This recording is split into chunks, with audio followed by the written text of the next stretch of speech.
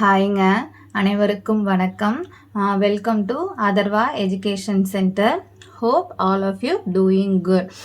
நம்மளோட வீடியோஸை நிறைய சப்ஸ்கிரைபர்ஸ் பார்க்குறீங்க. உங்களுக்கு கண்டிப்பாக இந்த வீடியோஸ் ஹெல்ப்ஃபுல்லாக இருக்குன்னு நான் நம்புகிறேன். ஒரு சில டீச்சர்ஸ் நம்மளோட வீடியோஸ் பார்க்குறீங்க, உங்களோட கமெண்ட்ஸ் சொல்கிறீங்க. ரொம்ப ஹாப்பியாக இருக்குது. ஸோ உங்களோட ஃப்ரெண்ட்ஸ் அண்ட் ஃபேமிலி மெம்பர்ஸ்க்கு டிஎன்பிஎஸ்சி அண்ட் டெட் ஆஸ்பிரன்ஸ் இருந்தாங்கன்னா கண்டிப்பாக நம்மளுடைய சேனலை சஜஸ்ட் பண்ணுங்கள்.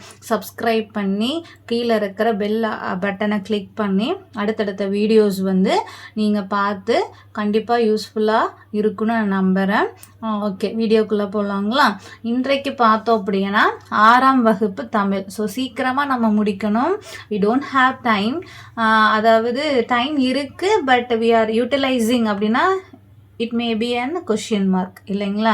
ஸோ நம்ம ஒரு நாளைக்கு கண்டிப்பாக 8 மணி நேரம் ஆகுது. முடிந்த வரைக்கும் நம்ம படிக்கணும்.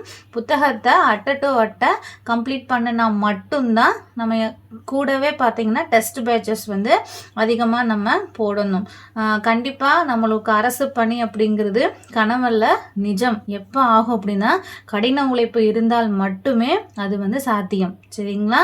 ஸோ அதனுடைய முயற்சி தான் இப்போ நம்ம ஒவ்வொரு கிளிப்ஸும் ஒவ்வொரு வீடியோஸும் நம்ம போட்டுக்கிட்டு இருக்கோங்க. சரி, நம்ம இப்போ வீடியோக்குள்ளே போயிடலாங்க. இயல் 5 நானிலம் படைத்தவன். இப்போ நானிலம் படைத்தவன், அடுத்தது கடலோடு விளையாடு அப்படின்னு ஒவ்வொரு நமக்கு லெசன்ஸ் வந்துக்கிட்டே இருக்கும். செய்யுளாகட்டும், அடுத்ததாக பார்த்தீங்கன்னா பாடமாகட்டும், சில பொருள் கொடுத்து, அதாவது கொஷின் கொடுத்து அதனுடைய மீனிங் என்னன்னு கேட்குறாங்க. ஸோ அதுவும் நம்ம பார்த்துக்கணும். மல்லெடுத்த அப்படின்னா வலிமை பெற்ற. மல்லெடுத்த அப்படின்னா என்னங்க? வலிமை பெற்ற. கழனினா எந்த லகரம்? சிறப்பு லகரம் போட்டிருக்காங்க இங்க. அப்ப கழனி அப்படின்னா என்ன மீனிங்? வயல். களம் அப்படின்னா கப்பல். அடுத்ததாக நானிலம் படைத்தவன் இந்த நூலை எழுதியவர். இது ஒரு செய்யுள் பகுதி. இந்த செய்யுள் பகுதியை எழுதியவர் யார் அப்படின்னா முடியரசன். இப்போ முடியரசனுடைய இயற்பெயர், அவருடைய இயற்பெயர் என்னது? துரைராசு. இப்போ நம்ம பாரதியார், பாரதிதாசன் எல்லாமே நமக்கு ஈஸியாக ஐடென்டிஃபை பண்ணக்கூடிய ஒரு பெயர். அவர்களுடைய இயற்பெயர் கனக சுப்புரத்தினம், இது எல்லாமே நமக்கு தெரிஞ்ச விஷயம்தான். பட் இந்த மாதிரி முக்கியம்தான், எல்லா ஆத்தர்ஸும் முக்கியம்தான். பட் பரிச்சயம் இல்லாத ஒரு சில ஆத்தர்ஸ்களுடைய, அதனுடைய ஆசிரியர்களுடைய என்ன பண்ணணும்? இயற்பெயர் கண்டிப்பாக நம்ம தெரிஞ்சிருக்கணும். ஸோ முடியரசனுடைய இயற்பெயர் துரைராசு. அப்புறம் பார்த்தீங்க அப்படின்னா நூல்கள் கொடுத்து, ஒரு செட் ஆஃப் நூல்கள் கொடுத்து, இது யார் எழுதிய நூல்கள்? அப்போ நம்ம ஒவ்வொரு ஆசிரியருடைய நூல்கள், அவர் என்னென்ன எழுதியிருக்காரு, என்னென்ன பாடல்கள் எழுதியிருக்காங்க, அதையுமே நம்ம படிச்சுக்கணுங்க. பூங்கொடி, வீரகாவியம், காவியப்பாவை முதலிய நூல்களை எழுதியவர் யாருங்க? முடியரசன். அடுத்ததாக இம்பார்ட்டன்ட் கொஷின், ரிப்பீட்டட் கொஷின். கண்டிப்பாக டெட்டு டிஆர்பியில், டெட்டு டிஎன்பிஎஸ்சியில் இந்த கொஷின் 100க்கு 100% இந்த கொஷின் கேட்க சான்ஸ் இருக்குங்க. என்ன கொஷின்? திராவிட நாட்டின் வானம்பாடி. திராவிட நாட்டின் வானம்பாடி என்று பாராட்டப்பட்டவர் யாருங்க? முடியரசன். அடுத்ததாக கடலோடு விளையாடு. ஸோ கடலோடு விளையாடுல பார்த்தோம் அப்படின்னா அரிச்சுவடி அப்படிங்கிறதுக்கு பொருள் என்னது? அரிச்சுவடினா உடலே சுவடி நூல்கள் அப்படின்னு நம்ம போயிடக்கூடாது. அதுக்கு தான் நம்ம மீனிங் படிக்கணுங்கிறது. அரிச்சுவடி அப்படிங்கிறது அகர வரிசை எழுத்துக்கள். இப்போ அகர வரிசை எழுத்துக்கள்னா இப்படி ஒரு கொஸ்டினும் கேட்பாங்க. ஒரு கலவையான ஒரு வார்த்தைகள் கொடுத்து, ஃபார் எக்ஸாம்பிள் ஆடு, ஈட்டி, உரல், அம்மா, காகம், அதுக்கப்புறமா சரடு, ஏதாவது ஒன்று கொடுக்குறாங்க. அப்போ முதல்ல நமக்கு அகர வரிசைப்படி எப்படி எழுதணும் அப்படின்னா, உயிரெழுத்துக்கள் இருக்கிற எழுத்துக்கள் முதல்ல நம்ம எழுதிடணும். அடுத்துக்காக கா வரிசை, காங்கா வரிசை, கக்கா, கிக்கி வரிசை, அப்படி நம்ம போயிடணும். ஓகேங்களா? இப்போ மிக்ஸ்டு ஒரு வார்த்தைகள் கொடுக்குறாங்க. முதல் இடத்துனே இலை கொடுக்குறாங்க. அப்போ இரண்டாவதாக காகம் கொடுக்குறாங்க. ஒரு 4-5ல் அம்மா அப்படின்னு கொடுக்குறாங்க. அப்போ உயிரெழுத்துக்களை முதல் எழுத்து என்னது? ஆ. அதுக்கப்புறமா ஆ குரில், ஆ நெடில், ஈ குரில், ஈ நெடில், இதுதான். அப்போ அந்த வரிசைப்படி உள்ள வார்த்தைகள் முடிக்கணும். எடுத்த உடனே நம்ம உயிர்மை எழுத்துக்கள் எழுதலாம். காகம் கொடுத்துருக்காங்க, அப்போ காதான முதல்ல வருது? கிடையாதுங்க. உயிரெழுத்துக்கள் முடிச்சுட்டு தான் உயிர்மை எழுத்துக்களுக்கு நம்ம போகணும். அந்த மாதிரி அகரவரிசை எழுத்துக்களும் கேட்குறாங்க. அடுத்ததாக குறிஞ்சி, முல்லை, மருதம், நெய்தல், பாலை. இது வந்து ஐவகை நிலங்கள் நம்ம சொல்கிறோம். ஸோ குறிஞ்சி நமக்கு தெரியும் மலையும் மலை சார்ந்த இடமும், முல்லை நமக்கு தெரியும் காடும் காடு சார்ந்த இடமும், மருதம் அப்படின்னா வயலும் வயல் சார்ந்த இடமும், நெய்தல் திணை இங்கே கொடுத்துருக்கு இல்லைங்களா. அடுத்தது கடலும் கடல் சார்ந்த இடமும், எது நெய்தல் திணை. அப்போ பாலை என்னங்க அப்படின்னா சுரமும் சுரம் சார்ந்த இடமும் அப்படின்னு சொல்லலாம், மணலும் மணல் சார்ந்த இடமும். அதாவது பாலைவன பகுதிகள், எந்த ஒரு விவசாய நிலத்துக்கும் ஏற்ற மாதிரி ஒரு அமைப்பே கிடையாது, தண்ணீரே கிடையாது அப்படின்னா அது என்னதுங்க பாலைவனம்னு சொல்லுவோம், அதுதான் பாலை. அடுத்ததாக இதில் ஒவ்வொரு திணைகளுக்கும் ஒவ்வொரு கடவுள் பெயர் இருப்பாங்க, அவருடைய தொழில்கள் இருக்கும், பூ இருக்கும், எல்லாமே இருக்கும். ஸோ இந்த முடியரசன் பற்றி, அதாவது முடியரசன் கிடையாது, இந்த கடலோடு கடல்னாலே என்னது நெய்தல் தானே, கடலும் கடல் சார்ந்த இடமும், அதனால் கடல் சம்பந்தமான சில விஷயங்கள் வந்து இங்கே கொடுத்துருக்காங்க. அடுத்ததாக இந்த நெய்தல் திணையினுடைய மக்கள் யாரு அப்படின்னு கேட்டால் பரதவர் பரத்தியர். யாருங்க? பரதவர் பரத்தியர். இதனுடைய பூ அப்படின்னா தாளம்பூ, லகரம் சிறப்பு லகரம் தாளம்பூ. அடுத்ததாக வணிகர்கள் வண்டிகளில் பொருள்களை ஏற்றி வெளியூருக்கு செல்லும் போது குழுவாக செல்வார்கள் இல்லைங்களா. இப்போ ஒரு முதலையெல்லாம் பார்த்தீங்கன்னா நமக்கு பண்டமாற்று முறை இருந்தது, ஒரு பொருளை வந்து இன்னொரு இடத்துக்கு கொண்டு செல்வோம் அப்படின்னா மாட்டு வண்டியிலையும் நடைபாதையிலும் மட்டுமே மேற்கொண்டு போயிட்டு இருந்தாங்க. அப்போ அந்த குழுவிற்கு பெயர் என்ன அப்படின்னா வணிக சாத்து. அடுத்ததாக தன்னாடு விளைந்த வெண்ணல். அப்புறம் இனியோட ரொம்ப இம்பார்ட்டன்ட் என்னன்னா ஒரு சில லைன்ஸ் கொடுத்து இது எந்த செய்யுளிலிருந்து எடுக்கப்பட்டது, ஃபார் எக்ஸாம்பிள் நற்றிணையா, குறுந்தொகையா, புறநானூறா, திருக்குறளா அப்படிங்கிற செய்யுள் பகுதியிலுடைய லைன்ஸ் வந்து வரிகள் வந்து அந்த பாடல் வரிகள் கொடுப்பாங்க. கண்டிப்பாக எக்ஸ்பெக்டட் கொஷின் இது புக்கில் நம்ம வெளியில் இருந்து படிக்கலனாலும் அட்லீஸ்ட் புக்கில் இருக்கிற ஒரு சில வரிகளை நம்ம கண்டிப்பாக படிக்கணும். ஏதாவது ஒரு க்ளூ வச்சு நம்ம படிச்சுக்கலாங்க. தன்னாடு விளைந்த வெண்ணல் தந்து பிறநாட்டு உப்பின் கொள்ளை சாற்றி உமணர் போகலும் அப்படின்னு முடிவுற்றது இந்த பாடல் நற்றிணை. அடுத்ததாக பாலோடு வந்து கூலோடு பெயரும். இந்த வரிகள் இடம்பெற்ற நூல் என்ன அப்படின்னா குறுந்தொகை. அடுத்ததாக பொன்னோடு வந்து கரியோடு பெயரும். என்னங்க? பொன்னோடு வந்து கரியோடு பெயரும் அப்படிங்கிற அதாவது வரி இடம்பெற்ற நூல் அகநானூறு. அடுத்ததாக ஏற்றுமதி இறக்குமதி பற்றி நம்ம பார்க்குறோம். அப்போ ஏற்றுமதி இறக்குமதி நமக்கு தெரியும். இங்கிருந்து நம்ம என்னது பொருள்களை வந்து ஏற்றுமதி பண்ணுறோம், வெளிநாட்டுகளில் இருக்கிற பொருட்களை நம்ம இறக்குமதி பண்ணுறோம். அப்போ தமிழ்நாட்டிலிருந்து என்னெல்லாம் ஏற்றுமதி செஞ்சாங்க அப்படின்னா தமிழ்நாட்டிலிருந்து தேக்கு, மயில் தோகை, அரிசி, சந்தனம், இஞ்சி, மிளகு இது எல்லாம் ஏற்றுமதி செய்யப்பட்டாங்க. அப்போ வெளிநாட்டிலேருந்து நம்ம என்ன வாங்கணும் நிறைய இருக்குது, ஒரு சில விஷயங்கள் மட்டும் இந்த பாடப்பகுதியில் கொடுத்துருக்காங்க. சீனத்திலிருந்து என்ன இறக்குமதி பண்ணாங்க? கண்ணாடி பண்ணாங்க, மிரர் இல்லைங்களா, கற்பூரம், பட்டு, அது எல்லாமே சீனத்திலிருந்து பண்ணாங்க. குதிரை வந்து அடிக்கடி கேட்குற கொஷின், குதிரை வந்து எங்கே இருந்து இறக்குமதி செய்யணும் அப்படின்னா அரேபியா. நமக்கு நிறைய அரேபியன் குதிரை நம்ம நிறைய கேள்விப்பட்டிருக்கோம். ஏன் அந்த வேர்டு வருது அப்படின்னா அது வந்து வெரி ஃபேமஸ். இப்போ ஒவ்வொரு நாடும் ஒவ்வொரு விஷயத்தில் வந்து சிறப்பான வளங்கள் வந்து அங்கே அதிகமாக இருக்கிறது.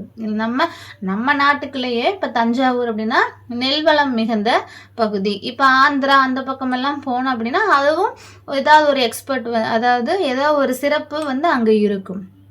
இப்போ சேலம்னாலே நம்ம மாம்பழம் எடுத்துக்கலாம், அது மாதிரி தான். இப்போ காஞ்சிபுரம்னா என்னது பட்டு, அது போல். அப்போ எங்கே வந்து அந்த வளங்கள், நாட் ஒன்லி வளங்கள், எந்த பொருள் எங்கேருந்து ஏற்றுமதி இறக்குமதி பண்ணாங்கன்னு ஒரு கொஷின்ஸ் இருக்குது. அடுத்ததாக நடுவு நின்ற நன்னெஞ்சினோர், அதாவது இந்த வரிகள் நம்ம பார்த்தோம் இல்லைங்களா, அதில் நடுவு நின்ற நன்னெஞ்சினோர் அப்படின்னா இந்த வரிகள் இடம்பெற்ற நூல் என்னது? பட்டின பாலை. ஸோ அடுத்ததாக தமிழ் எழுத்துக்களில் ஆயுத எழுத்துக்கு மட்டும் என்ன கிடையாதுங்க, இணை எழுத்து கிடையாது. தமிழ் எழுத்துக்களில் ஆயுத எழுத்துக்கு மட்டும் இணை எழுத்து கிடையாது. அப்புறம் நானிலம் படைத்தவன் நம்ம ஏற்கனவே பார்த்துட்டோம். அந்த பாடலை எழுதியவர் யாருங்க, முடியரசன். ஸோ அடுத்ததாக நம்ம இயல் 6க்கு போயிடலாம். பாரதம் அன்றைய நாற்றங்கால். பாரதம் அன்றைய நாற்றங்கால். இது பாரதம் பற்றி நம்ம பார்க்கலாங்க. நமது நாடு அணிந்திருக்கும் ஆடையாக விளங்குவது. ஓகேங்களா, இது ஒரு கொஷின். நமது நாடு அணிந்திருக்கும் ஆடையாக விளங்குவது திருக்குறள். அடுத்ததாக இந்த பாரதம் அன்றைய நாற்றங்கால் எழுதியவர் தாராபாரதி. அந்த தாராபாரதியினுடைய அவர்களுடைய இயற்பெயர் ராதாகிருஷ்ணன். இதுக்கு முன்னாடி நம்ம என்ன பார்த்தோம், முடியரசன் அவர்களை பார்த்தோம். முடியரசனுடைய இயற்பெயர் துரைராசு. அதே மாதிரி தாராபாரதியினுடைய இயற்பெயர் ராதாகிருஷ்ணன். அப்ப இவர் இயற்றிய நூல்கள் என்னென்ன அப்படின்னா, புதிய விடியல்கள், இது எங்கள் கிழக்கு, விரல் நுனி வெளிச்சங்கள். புதிய விடியல்கள், இது எங்கள் விளக்கு, இது எங்கள் கிழக்கு, விரல் நுனி வெளிச்சங்கள். இது எல்லாமே யார் எழுதியது, தாராபாரதி அவர்கள் எழுதியது. அடுத்ததாக இதுக்கும் திருக்குறள், அதாவது என்னன்னா, நமது நாடு அணிந்திருக்கும் ஆடையாக விளங்குவது நம்ம ஏற்கனவே பார்த்தோம், திருக்குறள். அடுத்ததாக தேசம் உடுத்திய நூலாடை என கவிஞர் குறிப்பிடும். இந்த கவிஞர் இங்க தாராபாரதி கொடுக்கிறாரு. அதுவும் என்னதாங்க, திருக்குறள். அப்ப இந்த திருக்குறள் 2 விதமான விஷயங்களை வருது, அதை நம்ம நோட் பண்ணிக்கணும். அடுத்ததாக அடுத்த லெசன் பாஞ்சை வளம். அடுத்ததாக பாஞ்சை வளம், அதுல சில பொருள் கொடுத்திருக்கு. விஸ்தாரம், பெரிய பரப்பு, பெரும்பரப்பு. விஸ்தாரமா இருக்கணும், விஸ்தாரமா வேலையை பார்க்கணும், இட வசதி, பெரும்பரப்பு அப்படிங்கிறத நம்ம விஸ்தாரம். அடுத்ததாக வாரணம். வாரணம் நமக்கு தெரியும். நிறைய பேர் நம்ம என்ன சொல்றாங்க, கலர்ஸ்னு ஒரு சில சொல்றாங்க. பட் நமக்கு இந்த பாடப்பகுதியில் கொடுத்துருக்கிறது வாரணம் அப்படின்னா யானை. வாரணம் அப்படின்னா யானை. பரி, இது ரொம்ப ரொம்ப இம்பார்ட்டன்ட். இந்த கொஷின்ஸ் நீங்கள் ஒரு 10 வருஷம் set of question paper TNPSC எடுத்துக்கிட்டிங்கன்னா இதில் கண்டிப்பாக ஒரு 2-3 இந்த கொஷின்ஸ் எல்லாமே கேட்டிருக்காங்க, ரிப்பீட்டட் கொஷின். வாரணம், யானை, பரி, குதிரை, கமுகு, பாக்கு, இது எல்லாமே இதனுடைய மீனிங். அடுத்தது பாஞ்சாலங்குறிச்சியினுடைய பெருமையை பற்றி நம்மளுடைய ஆசிரியர் சொல்லிக்கிட்டே வருவார். அப்போது பாஞ்சாலங்குறிச்சியில் முயல் கூட என்ன பண்ணிடுமா, நாயை விரட்டிவிடும். அந்த அளவுக்கு ஒரு பிரேவான ஒரு இடம்தான், ஒரு பகுதி தான் இந்த பாஞ்சாலங்குறிச்சி அப்படின்னு நம்ம இந்த பாடப்பகுதியில் சில என்ன சொல்கிறது லைன்ஸு அந்த கதையெல்லாம் படிச்சிட்டோம்னா தெரியும். அதில் இம்பார்ட்டண்டாக நம்ம எடுத்துக்கிறது இந்த ஒரு கொஷின். பாஞ்சாலங்குறிச்சியில் முயலானது எதை விரட்டி விடும், முயல் நாயை விரட்டி விடும். அடுத்ததாக தமிழ்நாட்டில் காந்தி. இப்போ காந்தி அவர்கள் நிறைய ஊர்களுக்கு போயிருக்காரு, போராட்டம் நடத்துவதற்காகவும் போராட்டத்தில் பங்கெடுத்துக் கொள்வதற்காகவும் மக்கள் அனைவரும் ஒன்றிணைப்பதற்காக. எதற்காக, சுதந்திரத்தை வாங்குவதற்காக. சுதந்திரத்திற்காக மக்கள் அனைவர்களுக்கு விழிப்புணர்வு ஏற்படுத்துவதற்காகவும் போராட்டங்களில் கலந்து கொள்வதற்காகவும் நம்மளுடைய காந்தியடிகள் பல நாடுகளுக்கும் சென்றிருக்கிறார், பல ஊர்களுக்கும் சென்றிருக்கிறார். அப்ப தமிழ்நாட்டில் அவருடைய பங்களிப்பு என்ன, அதுதான் இந்த லெசன். ஸோ ரவுலட் சட்டம் நமக்கு தெரியும் 1919 எப்போ ரவுலட் சட்டம் அப்போது கொண்டு வந்தாங்க. அப்ப காந்தியடிகளுக்கு கவர்ந்த நூல் என்னது அப்படின்னா திருக்குறள். அப்ப தமிழ் கையேடு எனும் நூலை எழுதியவர் யார், தமிழ் கையேடு எனும் நூலை எழுதியவர் நம்மளுடைய ஆங்கில புலவர் யாருங்க, ஜியு போப். அடுத்ததாக ஒரு காந்தியடிகள் ஒரு போராட்டத்திற்காகவும், ஒரு போராட்டம் இல்லை ஒரு மாநாட்டில் பேசிக்கிட்டு இருப்பார். அவரை ஒரு சீஃப் கெஸ்ட் அங்கே கொடுத்துருக்காங்க. அப்போ மற்ற அந்த தமிழ்நாட்டை சேர்ந்த மற்ற பேர்களாக அங்கே இருப்பாங்க இல்லைங்களா. அப்போ ஒருத்தர் பேசிட்டு இருக்காரு, தமிழ் பற்றும் சுதந்திரத்திற்காகவும் அவர் குரல் கொடுத்துட்டு இருக்காரு. அந்த பேச்சை கேட்டு காந்தியடிகள் மிகவும் பெருமையடைந்தார், வியப்பும் அடைந்தார். அப்போ அவர் என்ன சொன்னார் அப்படின்னா, இந்த பெரியவரின் அடிநிழலில் இருந்துதான் தமிழ் கற்க வேண்டும், இந்த பெரியவரின் அடிநிழலில் இருந்துதான் தமிழ் கற்க வேண்டும் என்ற ஆவல் எனக்கு உண்டாகிறது அப்படின்னு காந்தியடிகள் சொன்னார். அந்த பெரியவர் யார் அப்படின்னா நன் அதர் தென் நம்மளுடைய ஊவே சாமிநாத ஐயர். அந்த அளவுக்கு ஒரு காந்தியடிகளினுடைய அன்பையும் பாசத்தையும் பெற்றவர், தன்னுடைய தமிழினால், தமிழ் பற்றினால் யாருன்னா ஊவே சாமிநாத ஐயர். இந்த கொஸ்டின் இம்பார்ட்டன்ட். இந்த பெரியவரின் அடி நிழலிலிருந்து தான் தமிழ் கற்க வேண்டும்.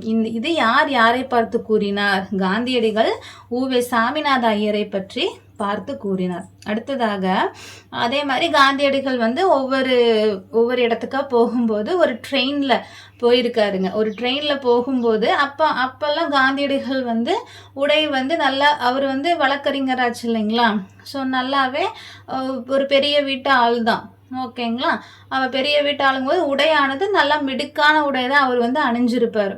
அப்படி ஒரு ட்ரெயினில் ரயில் பயணத்தில் போகும்போது சாதாரண மக்கள், பாமர மக்கள் வந்து இடுப்பில் துண்டையும் இடுப்பில் சாதாரண ஒரு நூல் வேட்டியும் கதர் மட்டும்தான் அணிஞ்சிருந்தாங்க. மேல் சட்டை கூட வழி இல்லாமல் இருந்திருந்தாங்க அன்று.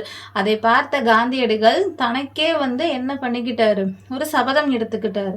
எப்போ வந்து இந்த நிலை மாறுமோ அப்போதான் நானும் வந்து என்ன பண்ணுவேன், என்னுடைய பழைய நிலைக்கு நான் திரும்புவேன் அப்படின்னு அன்றையிலிருந்து கதராடையை மட்டுமே அணிந்தவர் நம்மளுடைய காந்தியடிகள். அவருடைய லுக்கே பார்த்தீங்கன்னா எப்படி இருக்கும்? காந்தியடிகள்னாலே மேல் சட்டை இல்லாமல் இடுப்பு துண்டையும், அடுத்ததாக இடுப்பு துண்டையும் மட்டுமே வந்து நம்மளுடைய காந்தியடிகள்னாலே அப்படியே நம்ம ஞாபகத்துக்கு வருவார். அந்த நிலை எப்படி உருவாச்சு அப்படின்னா, அந்த உடை அணிவதில் வந்து மாற்றத்தை ஏற்படுத்திய ஊர் என்னது? நம்ம மதுரை ஊர். நம்ம மதுரை ஊருன்னா அது ஒரு இதாக சொல்லலை. எப்படின்னா அந்த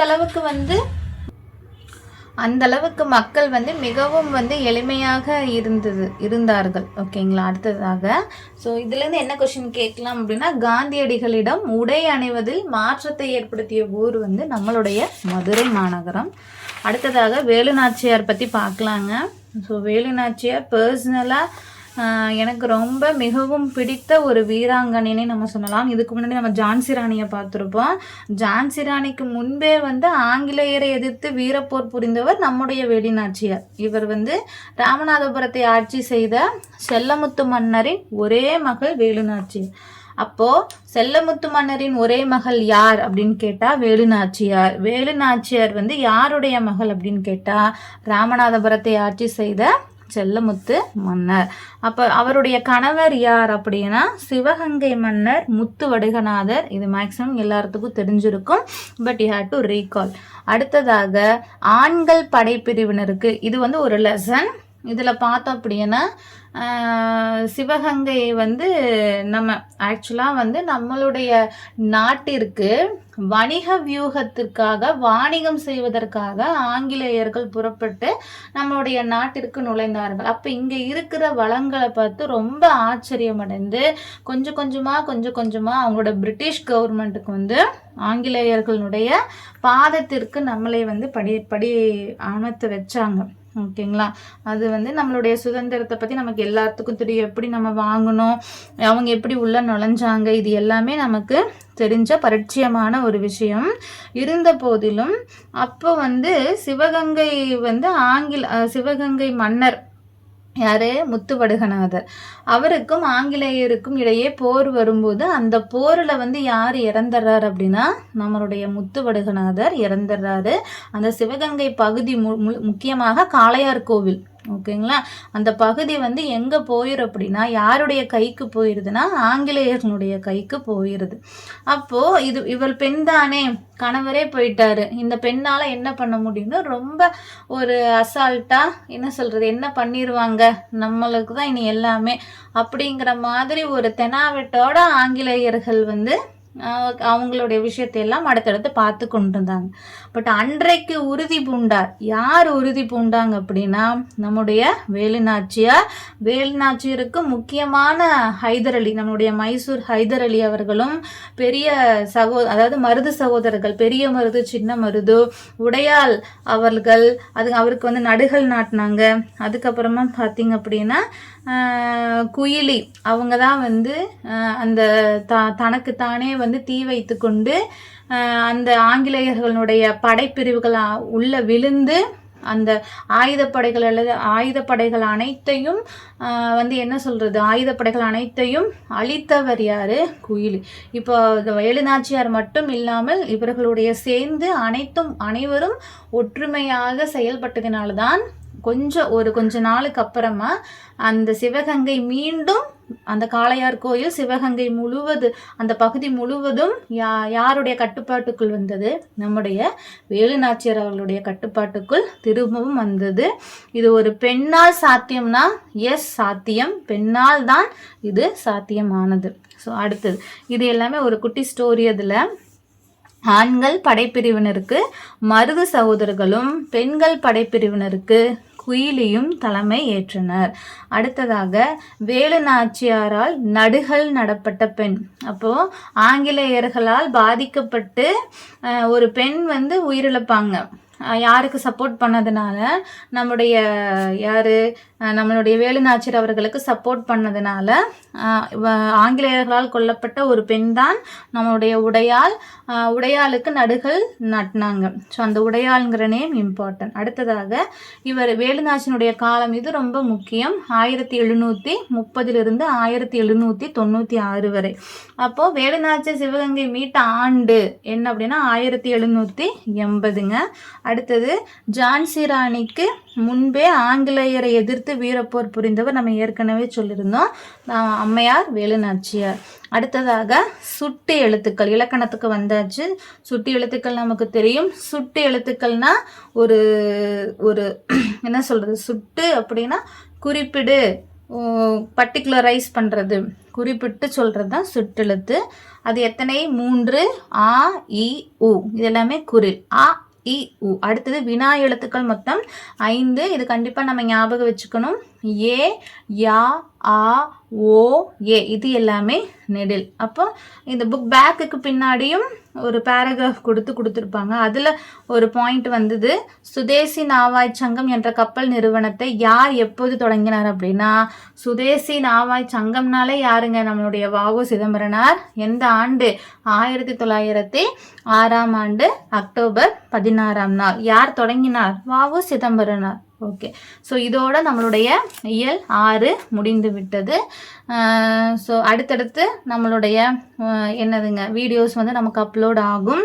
தமிழ் பகுதி தான் நமக்கு தொடர போகிறோம். தமிழ் பகுதியில் இன்னும் ஒரு 2 இயல் அடுத்த வீடியோவில் அப்டேட் பண்ணோம்னா 6th ஸ்டாண்டர்ட் ஃபுல்லாமே, ஃபஸ்ட்டு செகண்டு தேர்டு ஃபுல்லாமே நம்ம கவர் பண்ணிட்டோம். இல்லை இடையில எங்களுக்கு வீடியோஸ் பார்க்கணும் அப்படின்னா நம்மளுடைய அதர்வா எஜுகேஷன் சென்டரில் இருக்கிற வீடியோஸ் எல்லாமே ஸ்க்ரால் பண்ணிக்கிட்டே வந்தீங்கன்னா ஆரம்பத்திலிருந்து இயல் 1லிருந்து 2 வரை நான் 2, 3, 4, 5 எல்லாமே நான் அப்டேட் பண்ணியிருக்கேன். இல்லை எனக்கு கிடைக்கலைங்க அப்படின்னா கண்டிப்பாக எனக்கு கமெண்ட்ஸில் தெரியப்படுத்துங்க. கமெண்ட்ஸில் தெரியப்படுத்தோம்னா கண்டிப்பாக நம்ம வீடியோஸ் செக் பண்ணி போடுவோம். ஸோ மீண்டும் சந்திப்போம். உங்களிடமிருந்து விடைபெறுவது பிரியா. தேங்க்ஸ் ஃபார் வாட்சிங்.